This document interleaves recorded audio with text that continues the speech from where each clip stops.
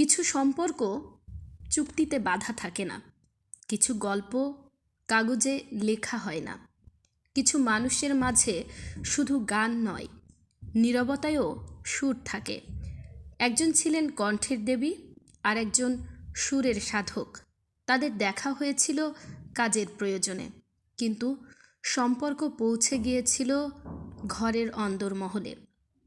আজকের চিন্তাসূত্রে আমরা খুঁজে দেখব লতা মঙ্গেশকর ও হেমন্ত মুখোপাধ্যায়ের এমন এক সম্পর্কের গল্প যা কখনো শিরোনাম হয়নি, কিন্তু ইতিহাস হয়ে থেকে গেছে গানের ভেতরে। সময়টা 1945 সাল।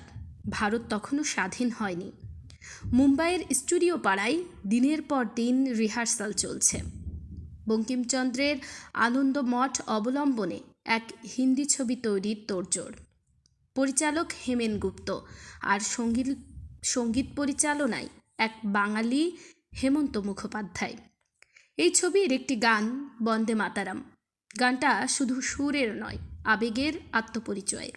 আর সেই গান গাওয়ার জন্য হেমন্তর মনে তখন একটাই নাম, লতা মঙ্গেশকর। কিন্তু সময়টা লতার পক্ষে সহজ ছিল না।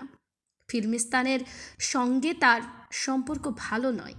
প্রযোজক শশধর মুখোপাধ্যায় স্পষ্ট বলেই দিয়েছিলেন, এই ছবিতে লতা গান গাইবেন না। তবু হেমন্ত জানতেন এই গান অন্য কেউ গাইলে ঠিক হবে না। তিনি জানতেন কিছু কণ্ঠ শুধু গান গায় না, ইতিহাস বহন করে। লতা তখন হেমন্তের বাড়িতেই কয়েকদিন রিহার্সাল দিয়েছেন, নীরব, মনোযোগী, একাগ্র। কিন্তু রেকর্ডিংয়ের দিন স্টুডিওর ভেতরে আচমকাই বদলে যায় বাতাস। পরিচালক একের পর এক টেক নিচ্ছেন আর বাতিল করছেন। একটা টেকও তার পছন্দ হচ্ছে না। স্টুডিওর ভেতরে চাপা উত্তেজনা। হেমন্ত বিরক্ত। তিনি নিজের সুর, নিজের শিল্পীকে বিশ্বাস করেন। রাগ জমছে তার ভেতরে। কিন্তু লতা একেবারেই নিরুত্তাপ। একটা টেক, তারপর আরেকটা, এইভাবে 21টি টেক। একবারও কণ্ঠ কাঁপেনি, একবারও বিরক্তি প্রকাশ করেননি। কেন? কারণ এই গানটা তিনি গাইছিলেন শুধু একটি ছবির জন্য নয়, তিনি গাইছিলেন হেমন্ত মুখোপাধ্যায়ের জন্য। এই ঘটনার কিছুদিন পরেই হেমন্ত নিজেই হাজির হলেন লতার বাড়িতে। কোনো চুক্তি নিয়ে কথা নয়, কোনো পারিশ্রমিকের দর কষাকষি নয়, শুধু এক শিল্পীর আর এক শিল্পীর কাছে যাওয়া, শ্রদ্ধা নিয়ে, বিশ্বাস নিয়ে। লতা আর প্রশ্ন করেননি। তিনি জানতেন এই সম্পর্কটা টাকার নয়। সেদিন থেকেই শুরু একটি সম্পর্ক যা কাগজে লেখা ছিল না, কিন্তু গানের ভাঁজে ভাঁজে থেকে গিয়েছিল। সময় এগোয়, গান থেকে সম্পর্ক পৌঁছায় ঘরের ভেতরে। হেমন্ত তখন এক বন্ধুর বাড়িতে থাকতেন। সেখানেই তার স্ত্রী বেলা মুখোপাধ্যায়ের সঙ্গে প্রথম আলাপ লতার। সেই আলাপ আর 5টা সৌজন্যের সাক্ষাৎকারের মতো ছিল না, ছিল এক ধরনের আপন হওয়া।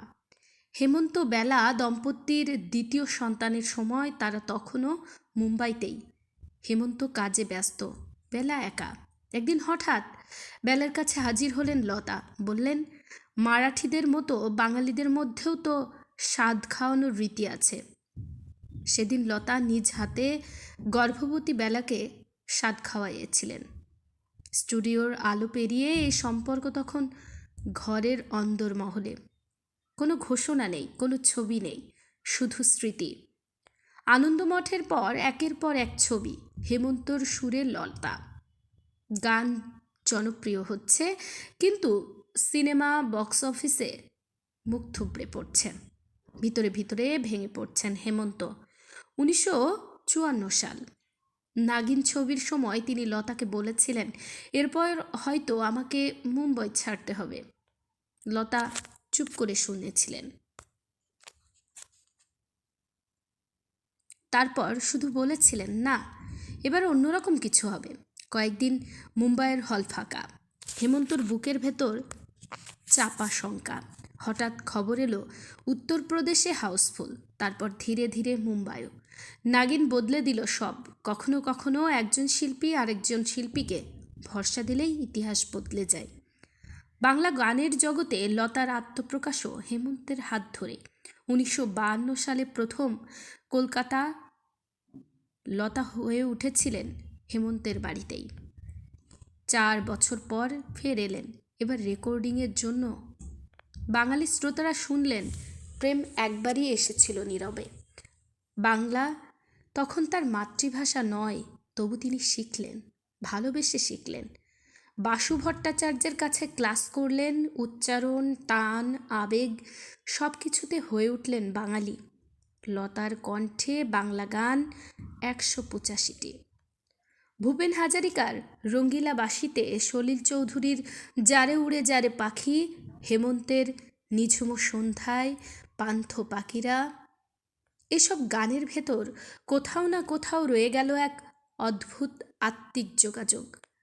লতা বহুজনকে শ্রদ্ধা করেছেন, কিন্তু হেমন্ত মুখোপাধ্যায় ও সলিল চৌধুরীর প্রতি তার শ্রদ্ধার পাল্লা ছিল আলাদা।